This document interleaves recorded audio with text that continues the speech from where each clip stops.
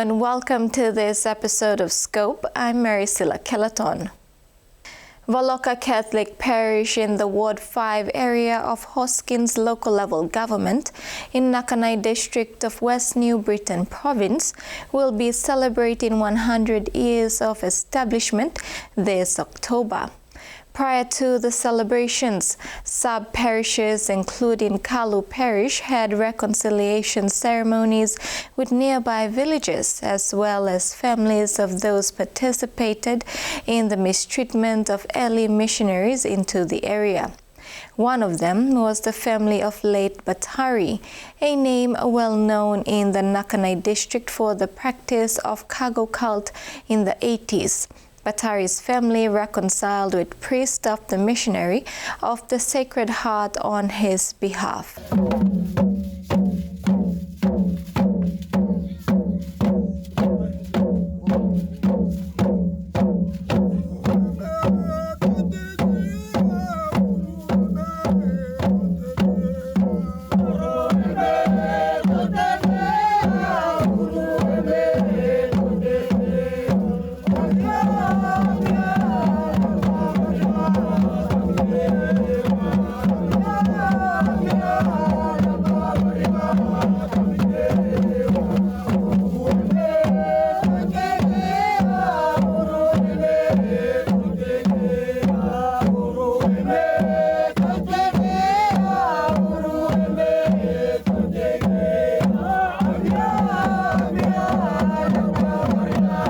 The family of late Batari, a name well known in the Nakanai district for the practice of cargo cult in the 80s, and members of his family who practiced the cult movement in the area gathered at Vovosi village in the Ward 4 area of Hoskins local level government of Nakanai district to apologize on his behalf for what transpired during those times.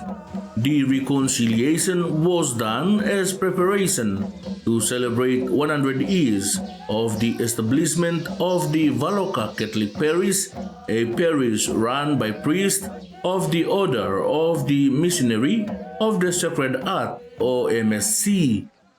Member for Nakanai and Minister for Oil Palm, Francis Galia Maneke, is a member of Batari family. He witnessed this significant occasion. Challenge blow me, people blow me, no Nakanai. Even I lose faith when I'm walking, blow me, people blow Nakanai. You play looking finish. This is power blowing me. And me stop. It's all about empowerment. This is when I'm agenda, I come up this time, I know something where only me go now, you behind him, nothing. Mama blow me, me talk about him. This is an important agenda. Support him. Mama blow me, I'm Catholic. Papa blow me, I'm no one bell. So Papa blow me, I'm still strong yet. Because I'm sorry, this is an important agenda blow people blow Nakanai. The reason is because we have to lead our people. Grand employ me. Bless employ me. This is an important occasion today. And by showing your people, Lord Nakanai also. Through that sense, we can be able to make him all important work inside the place for me. Maneke pointed out that the actions of the forefathers of Nakanai was done according to traditional beliefs or the chieftaincy system. It portrays the level of leadership in the area and respect for elders. Today is not yet over. Also, I meet all them. Also, me not reconciliation day today. We must celebrate today because we're transforming ourselves in terms of our people. Now leadership lo place lo imi in terms of government. Now what level lo government lo imi inside lo place lo imi. Now me must also me come because me got family too involved lo desla. You got online lo me participate lo desla. Taboli asking me lo come me talk yes pa me come because family lo me too all involved lo man. They participated for a good cause. They have that time. But lo imi me look about them. Kau call them people blow Nakanai.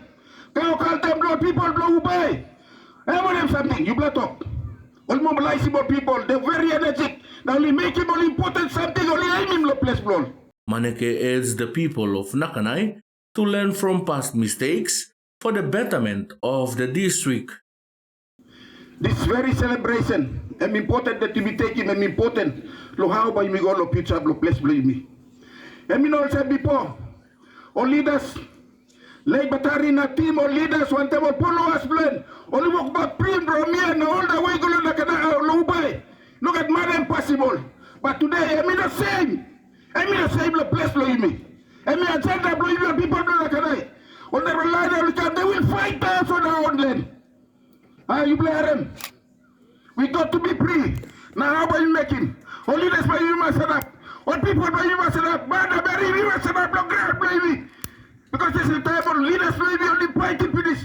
And we must lucky, jam must lol. Because only mobilize me. Only move over the people, all supporters, blow, only move on family, only move. They surrender resource, blow, the place, blow. Only come up, no place. Don't line, blow, only support him, only line, don't put him, only walk him over something. At the best of their ability, the place, blow. Lo make him sure that this leadership, the followers, only go smooth, the only achievable side, blow. But then the bad thing is that, walk bad, blow, energy and finish nothing. In 1954, soon after the anthropologist Ward Goodenough arrived in a Western Britain village with 3 of his students for field work, he was visited by the leader of a cargo movement called the TVWAN.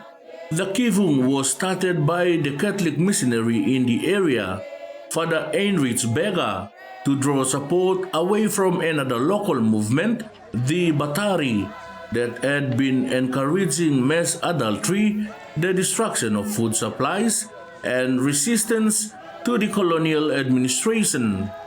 According to the beliefs of the Batari cult, the deceased ancestors of the Nakanai people had turned white in skin color, and they were living in Rome, where they were producing shiploads of European wealth that the whites intercepted, thus preventing them from reaching their descendants. So you must now prioritize what's important. Know how you can set up. The challenge today, you must set up. You must now make him look something important in your life, baby. So much trouble. And me know you make it before. Only the self work, but look at my pointy ball. But today you like walk about the place baby. All my soul have real place baby. All my real place baby all walk about. Only no safe anymore. Also now challenge me today. Appeal the people. You must calm down, boom. Now you make him sure that you must throw him lot to the one place. And lot to and brought low get something must come up. Now me must so called very important. I'm important today, all people blow me. You must have also me got God blow me, the place blow me. That's why you still breathe and you still can't the place blow me. You blame us clear. And number 2, I'm important. Time of leaders for them kind of line only stable place blow me. You must have also more people that be important. You can travel against more people because you might melt nothing. Also taking part of the reconciliation ceremony was the family of late Gume from Rapuri, who also practiced the cult with the late Batari. Mituplay isanap makim tupla big mania. Mitupla one time mitupla pikiniblo late Leonard Gume. Tasol by mitupla one time I makim to John Lima. Lawan yung something ibig kamapin. So, some na, ito place na makim late John Lima, one time long, late Leonard Gume. Lawan yung something ikamapin, to play bin, kung sa tulangan, one time late Basari. Only been totiwal for Joseph Weigel. Na giving me play bilangan, lodi sila now, ito place na piya, namin to play, like makim do sila, to play big man, namin to play, giving big plus talk sorry to mas, long yung something ibin come up na giving me long late for Joseph Weigel. Me play talk thank you long reconciliation tete. Me play accept him apology bli pla, na accept him to talk sorry bli pla, long one him samni come up. Imin sabi all sem walk plong God. Mi kat planti all kan road plongen we imol man plong ground imin na plong kisim ting plong God pasin plong God pasin like him plongen na pasin marmari plongen passing by me place man or place long, land long place ground. Maneke committed 30,000 kina to the churches in Vovosi to assist them in their church activities. He also presented a check of 100,000 kina to Valoka Parish for the 100 years centenary celebration. He considered this event very important for the entire community. Time will stop. We will have a very serious problem. Over something I'm stop low and me to black. Now we got to be very cautious about how we deal with our own lives. Now me talk also today in my agenda. Now you must stand up. Now you make him all good black. Look, sit down, blowing me today. Maneke said the 100-year celebration of the church in the district is a testament of God's work in the area. Places blowing me, district blowing me, you must not be you must not be wanted change. Partnership wanted change is very important. Today, not only Valoka is supporting, we try supporting all natural churches too. Or some also no Silangan or church or natural churches also no Vietnam and all of block doing this supporting more. Because through a foundation blowing me, or future blowing me, or Sila district blowing me, then I start with change. Valoka Parish priest Father Benjamin Agea urges the people to continue the work of God in their lives and impact others through their deeds. Your kind heart support to you is a transforming. You're not standing in front and preaching to the people. Sharing is caring. What you say with us, you are caring for the faithful, all, not only churchgoers, not only the people with all women, but churches also, people of goodwill. The 4-day centenary celebrations will commence on October 21st to 24th, 2024. 2 days of celebrations will be observed at Kalusa Parish, while the remaining 2 days will be celebrated at the main Valoka Parish. After the break, Papua New Guinea begins its journey towards 50 years of self-rule.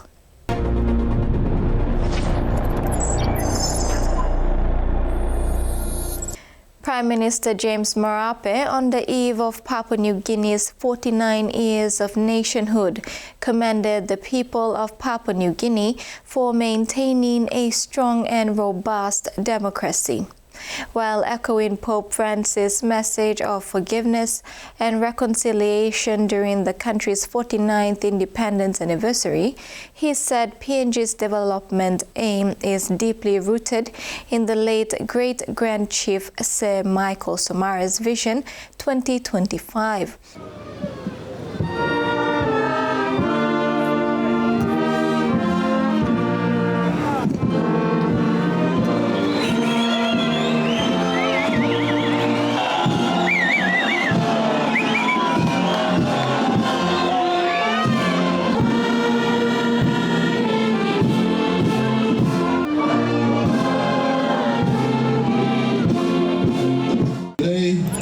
Address the people of this country one more time. 49 years ago, Yumi Abim flag here, symbolizing Muslim Yumi independent country. Yumi inak long senap lo lek lo mi playet. Naminak pay respect. Long Papa Somare, generation again. Only no staban timitate. Slowly, one by one. Well, Mama and our Papa decided to stop from 1975. Only walk to Lusimi, also Somare Lusim Yumi finish. Nami looks out on all, Nami pay respect on all. With the celebration of the 49th independence anniversary of Papua New Guinea, begins a new chapter and journey towards 50 years as a self-governing nation. The Prime Minister went on to remind Papua New Guineans that the journey they began was not easy, and the path since then has been filled with challenges, triumphs, and the tireless efforts of our people, our elders, our founding fathers, and every citizen who contributed to this country's development. He also said we must recognize that the journey has not been without its difficulties. Poverty, inequality, corruption and service delivery challenges continue to test us as a nation. But tell me, son of lawyer, me like giving you blood, hope. And talk also, future looks bright if all of us work together. Starting from me here, also number one workman. Me here, we must work more and work hard. All get our public servant blame me. All get our minister blame me. All get our governor blame me. All get our members of parliament blame me. We must give him more than enough as we prepare to usher our country's 50th anniversary next year. The flag raising ceremony kicked off independence celebrations in the nation's capital, as did other flag raising ceremonies across the country, including Vanimo in West Sepik. A parade was held by members of the three disciplined forces and involved residents and school students.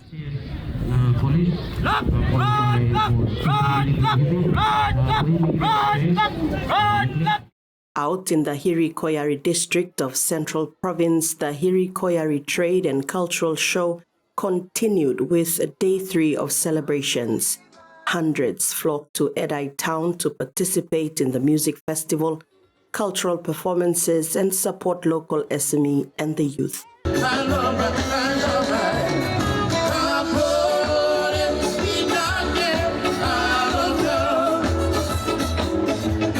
Across to the New Guinea Islands region, one of the most highly anticipated events in East New Britain was underway. The Frangipani Festival is one of Rabaul's prestigious events. The Frangipani was the first tree to blossom after the devastating twin volcanic eruptions. Hence, the festival signifies the people's resilience and spirit to rise from the ashes. Rabaul town was once a bustling and colorful capital of the province, known as the Pearl of the Pacific, until the 1994 twin volcanic eruptions. The lively town quickly turned into a ghost town with houses buried underneath volcanic ash. The town, which is now called New Rabaul, is slowly dusting off the ashes, and the vibrant Frangipani Festival serves to remind residents that they can restore their beloved town. Well, the frangipani is Rabaul's iconic flower because it's said that in the twin volcanic eruptions of 1937, after the eruptions, which sadly 800 people on Duapia Rocks lost their lives, the first flower to bloom was the frangipani. So they have adopted the frangipani as their flower of the town. This year's festival had 165 floats that paraded through the entire length of Malaguna Road, consisting of business houses in both Rabaul and Kokopo. This year's theme was Rabaul Rocks, remembering 1994. McBride explained that the theme has 3 meanings. The first is an acknowledgement to the regular earthquakes in the area. The second is because of the rocks and pumice that exploded out of the volcano. And the third alludes to the town's admirable trait of rocking on despite challenges. Rabaul rocks because we keep going, we're resilient, we get up, we dust off the ash and we keep going in our businesses and our family and our spirit for the volcano town. Eddie Lapan, who is from Bougainville and East New Britain, said the festival gives them a sense of pride, especially since they suffered massive damages and heartaches during the eruption. And after 30 years from now, we had a good setup. The market is okay here at Cage Park. And also we are happy with our governor, Michael Maroon, over the celebrations with the 3 other ministers.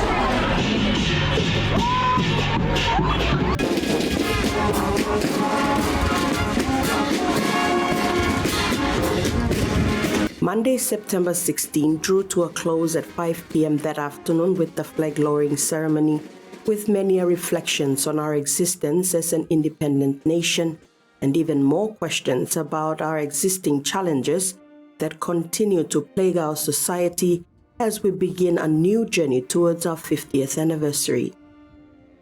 When we come back, Morobe eyes another spot in the Digicel ExxonMobil Cup competition with a bid for a second lay franchise in the Morobe Candice.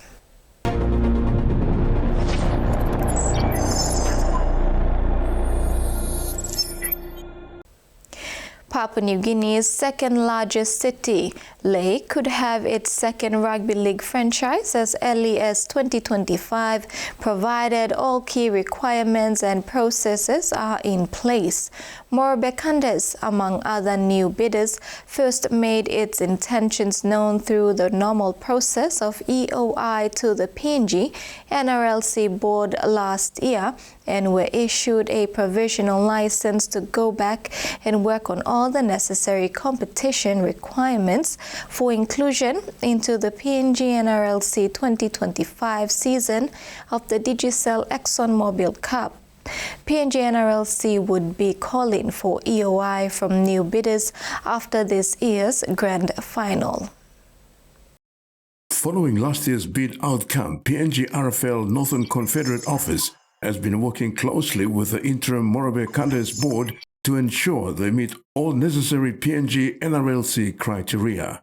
According to Northern Confederate Director Robin Iveke, since getting their provisional license 8 months ago, the franchise has made some significant progress in terms of establishing a home ground with standard stadium infrastructure located in Finchafen. The franchise is now in the process of establishing new leagues and assist in raising the standards of existing ones. When giving an update on the progress of work done so far, Iveke said they are now mobilizing local leagues to affiliate to the PNG RFL through Northern Confederate, including Morobe Country, Kainantu and Medang. Right now in 2024, they are working very, very hard. We are moving together. And we are trying to ensure that they get into the competition next year.